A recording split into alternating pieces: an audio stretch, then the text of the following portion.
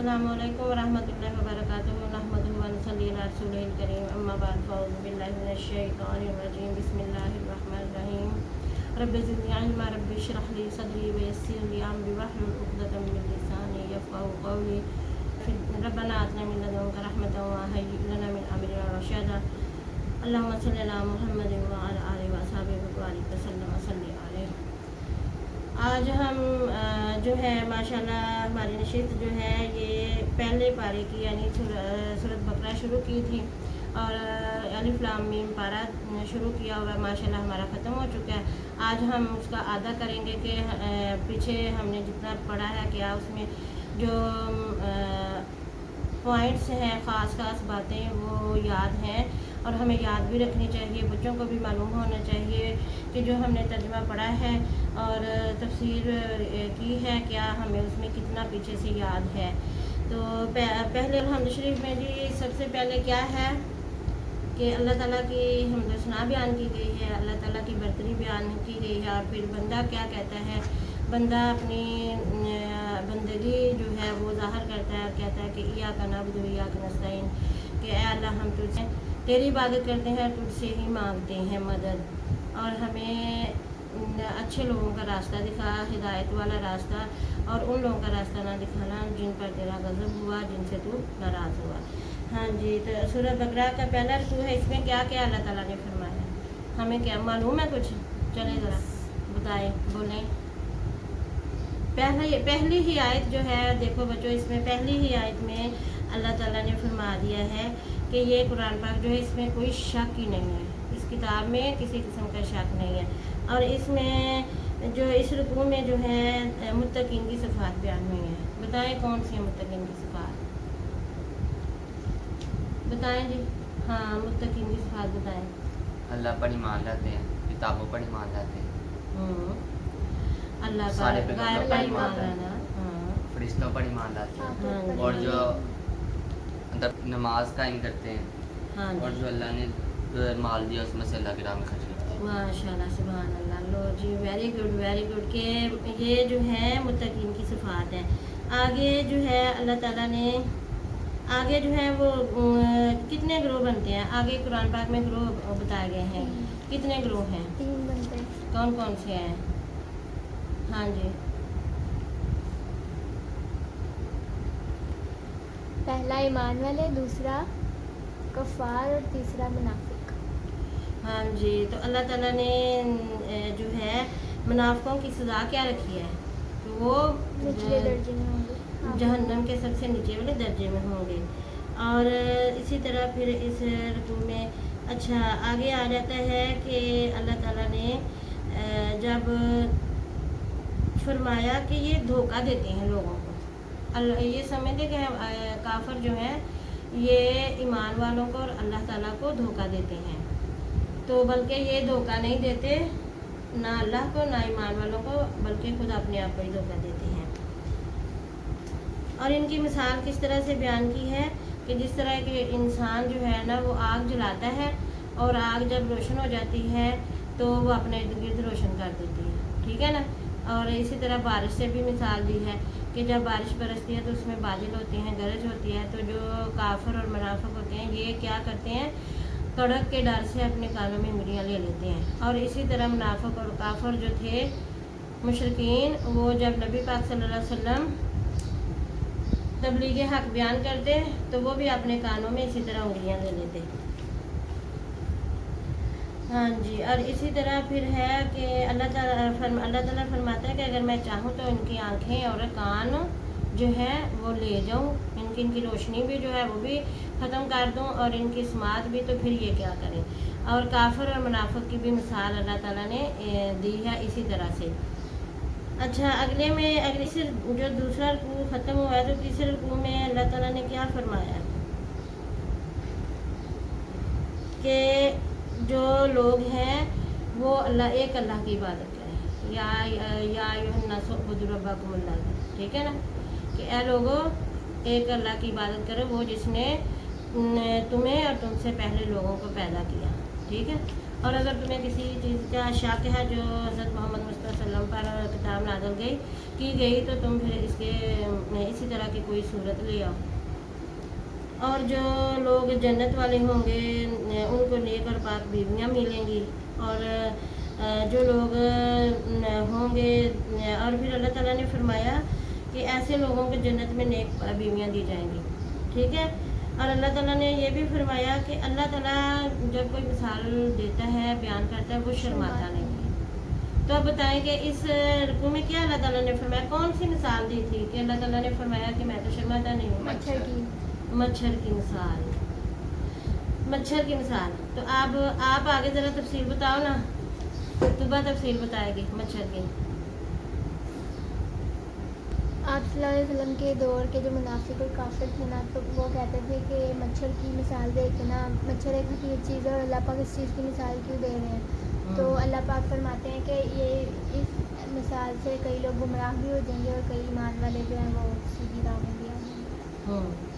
اور اللہ نہیں شرماتا ہے اس مثال دینے سے. ہاں جی, اللہ مچھر جیسی مثال دینے کے بھی شرماتا نہیں ہے, بلکہ اگر مچھر کو دیکھا جائے نا تو اس کے تو جو پر کے اوپر جراثیم ہے اتنے باریک ہیں کہ ہم خوردبین سے بھی بعض دفعہ نہیں نظر آتے.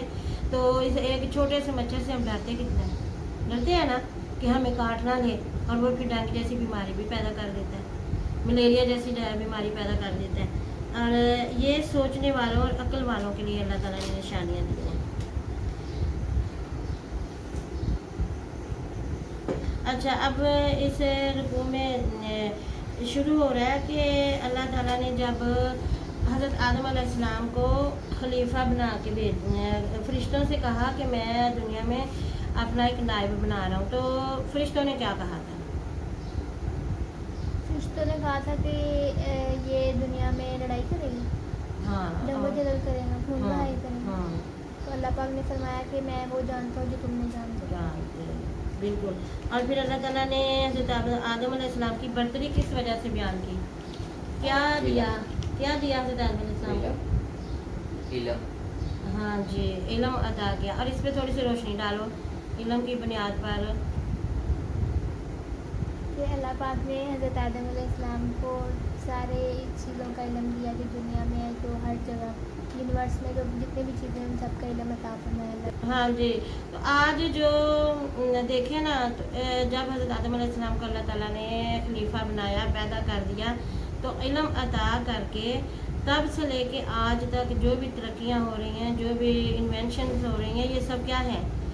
علم ہے. علم کی بنیاد پر ہی حضرت آدم علیہ السلام کو اللہ تعالیٰ نے تمام دنیا کی مخلوقات پر اعلیٰ مقام دیا اور انسان کو اشرف المخلوقات بنایا.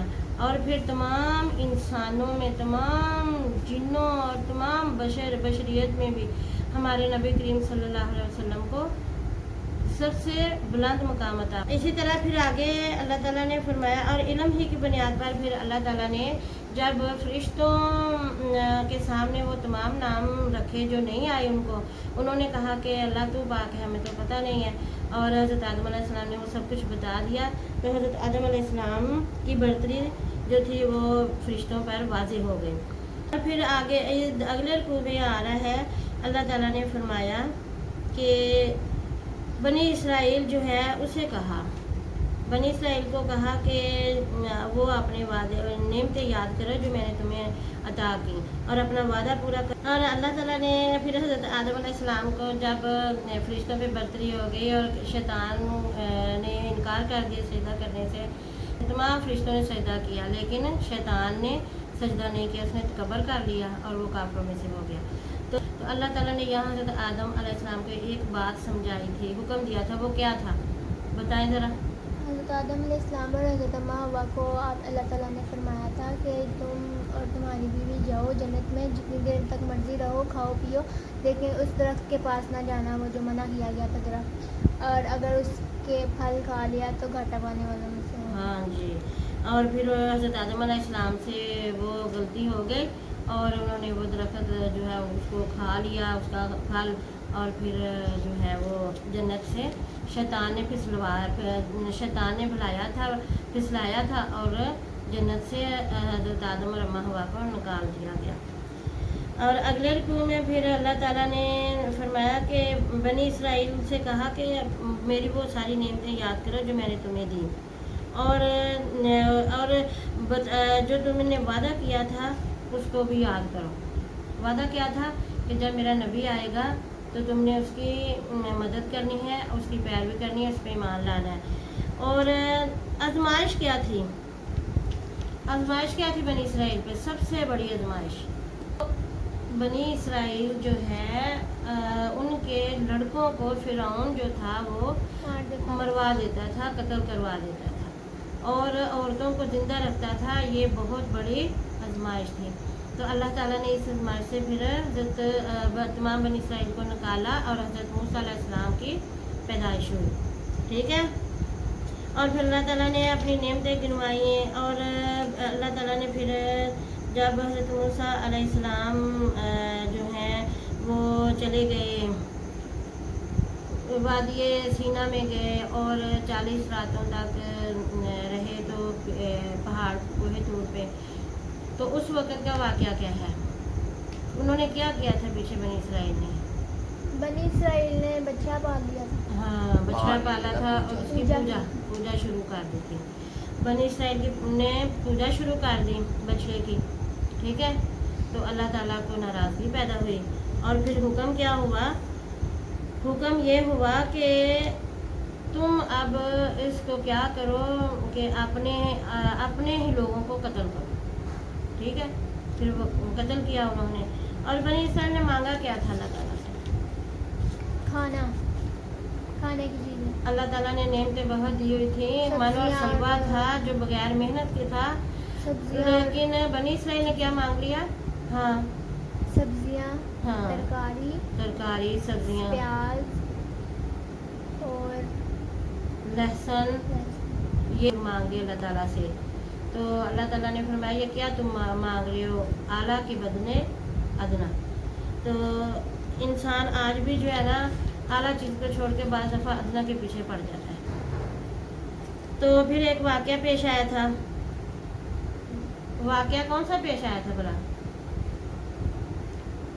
جو یہ بنی اسرائیل میں ایک قتل کا واقعہ ہوا تھا، کون سا تھا وہ کسی نے قتل کر دیا تھا، ہاں، تو پھر اس کے اوپر انہوں نے حضرت موسیٰ علیہ السلام سے درخواست کی تھی کہ اللہ تعالیٰ سے پوچھیں کہ اس کا معاملہ کریں، ہاں، تو پھر اللہ تعالیٰ نے حکم فرمایا تھا کہ گائے کا گوشت لیں اور پھر اس مرے ہوئے انسان کو لگائے تو پھر وہ پکائے۔ ہاں جی۔ اور پھر یہ اسی طرح پھر ایک اور واقعہ ہوا، انہوں نے سوالوں پہ سوال کیے، اس لیے کہہ رہے تھے کہ وہ قتل جو ہے ظاہر نہ ہو جائے، لیکن اللہ تعالیٰ نے وہ ظاہر کرنا تھا۔ اللہ نے فرمایا میرے لیے تو مشکل نہیں ہے، یہ ان کو بھی ایک سمجھانا تھا کہ اس طرح سے نہ کرو۔ اور پھر کیا ہوا کہ وہ واقعہ جو تھا، ایک اور واقعہ تھا، بنی اسرائیل کیا کرتے تھے؟ اللہ تعالیٰ نے کس چیز سے منع کیا تھا؟ کہ کون سا دن منع کیا تھا بنی اسرائیل پہ؟ ادھر دیکھو، ہفتہ، سامنے کو بیٹھو، صحیح ہو۔ کون سا دن منع کیا تھا؟ ہفتے کے دن کیا نہیں تھا کرنا؟ مچھلی کا شکار نہیں تھا کرنا، مچھلیاں اور مچھلی کا شکار نہیں تھا کرنا۔ تو انہوں نے کیا کیا تھا؟ انہوں نے کیا بند لگا دیے تھے مچھلی کے شکار کے لیے، تاکہ جتنے بھی مچھلیاں زیادہ آئیں وہ اس جال میں پکڑی جائیں اور وہ رات کو جا کے لے آتے۔ اور پھر ان کو اس حکم عدولی کے طور پہ کیا کیا تھا؟ ذلیل بندر بنا دیا۔ اور یہ سب کیا ہے؟ اللہ تعالیٰ کی نافرمانی کی وجہ سے سب ہوتا ہے۔ اور آج بھی جو لوگ اللہ کی نافرمانیاں کرتے ہیں نا، تو آج بھی دنیا پہ عذاب آتے ہیں، لیکن یہ ہمارے نبی کریم صلی اللہ علیہ وسلم کی رحمت ہے کہ آپ کی دعائیں ہیں کہ آپ صلی اللہ علیہ وسلم نے فرمایا تھا یا بار الہ میری امت پہ نا پہلی امتوں کی طرح عذاب نہ لانا، کہ ان کی کسی کی شکلیں بگڑ گئیں، کسی کو کچھ ہوا، تو اللہ تعالیٰ میری امت پہ اس طرح کا اجتماعی عذاب نہ آئے۔ اور آج امت مسلمہ پہ عذاب تو آ رہے ہیں، تکلیفیں سختیاں آ رہی ہیں، لیکن اس طرح کی نہیں ہے۔ اللہ ہمیں جگاتا ہے، اللہ تعالیٰ ہمیں جھنجھوڑتا ہے، اللہ سبحانہ تعالیٰ ہمیں کہتا ہے کہ انسان تو سدھر جا۔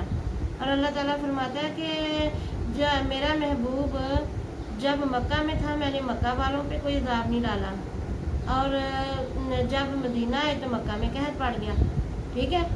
اور اسی طرح آج بھی ہمارے نبی کریم صلی اللہ علیہ وسلم کی رحمتیں ہم پہ ہیں، کہ نبی پاک صلی اللہ علیہ وسلم کی قبر مبارک اس دنیا میں ہے اور مسلمانوں پہ اجتماعی عذاب نہیں آ رہے، مسلمانوں میں بڑی خرابیاں پیدا ہو چکی ہیں۔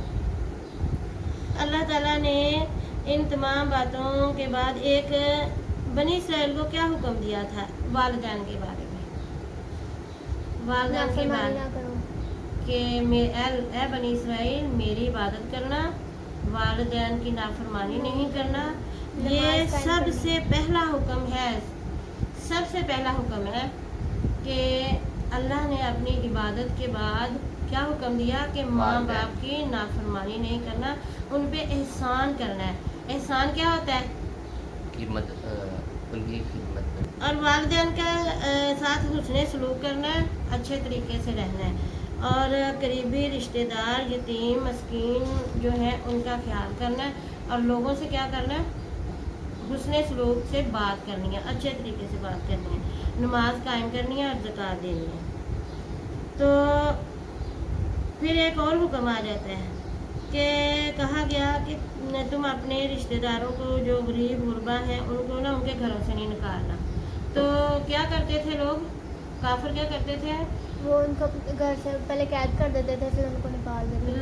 لڑائیاں کرتے تھے، جیسے اوس و خزرج اور بنو قینقاع بنو قریظہ ایک دوسرے کے لیے حلیف ہوتے تھے نا، تو جب وہ ایک دوسرے سے لڑتے تو وہ جو غالب آتا وہ مغلوب جو تھا پکڑے جاتے اور پھر وہ دوسرے جا کے ان کو چھڑاتے۔ تو اللہ نے ان باتوں سے منع کیا تھا، اور آج بھی دیکھیں ہمارے رشتہ داروں کے ساتھ ایسا ہی ہوتا ہے، پہلے ان کو گھروں سے نکالا جاتا ہے، پھر ان کی جا کے مدد کرنے، اور یہ دنیاوی دکھاوا ہو جاتا ہے۔ اور پھر اللہ تعالیٰ نے فرمایا کہ تم اس طرح سے نہ کرنا، اور ایسے آگے کہ وَلَقَدْ آتَيْنَا مُوسَى الْكِتَابَ وَقَفَّيْنَا مِن بَعْدِهِ، اور پھر اللہ تعالیٰ نے یہ فرمایا کہ جو حضرت عیسیٰ علیہ السلام کی مدد جو ہے وہ روح القدس کے ذریعے کی ہے، یعنی حضرت جبرائیل علیہ السلام کے ذریعے۔ تو یہود جو تھے وہ جبرائیل علیہ السلام کو اپنا دشمن مانتے تھے، اور اللہ تعالیٰ نے فرمایا کہ جو میرے فرشتوں کا، میرے پیغمبروں کا اور میرے میکائیل اور جبرائیل اور اسرافیل فرشتوں کا دشمن ہے تو وہ میرا بھی دشمن ہے اور میں اس کا دشمن ہوں۔ تو اللہ تعالیٰ نے فرمایا کہ جو ایسا کرے گا وہ میرا بھی دشمن ہے اور پھر میں اس کا دشمن بن جاؤں گا۔ اچھا، ایک یہ بھی بات تھی کہ نبی کریم صلی اللہ علیہ وسلم کو وہ کیا کہتے تھے؟ اللہ تعالیٰ نے فرمایا کہ اللہ تعالیٰ کو ناراضگی ہوئی، بہت غصہ آیا، تو اللہ تعالیٰ نے فرمایا کہ خبردار میرے پیغمبر کو اس طرح سے مت کہنا، بلکہ کہنا انظرنا، ہماری طرف توجہ کریں، ہماری طرف دیکھیں۔ اور پھر ہاروت اور ماروت کا قصہ ہے کہ ہاروت اور ماروت کیا تھا کہ یہ دو فرشتے تھے، اور ان دو فرشتوں کو اللہ تعالیٰ نے آزمائش کے طور پہ دنیا پہ بھیجا تھا، اور وہ لوگوں کو علم سکھاتے تھے۔ تو لوگ کون سے علم سیکھتے تھے ان سے؟ جادو کا، اور وہ قسم دیتے تھے کہ ہم کسی میاں بیوی کے درمیان لڑائی جھگڑا نہیں ڈالیں گے، لیکن وہ وہی کرتے تھے کہ میاں بیوی کے درمیان لڑائی اور جھگڑا ڈال دیتے تھے۔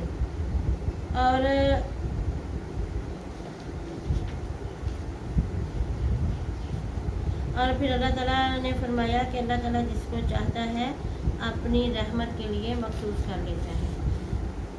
ٹھیک ہو گیا جی؟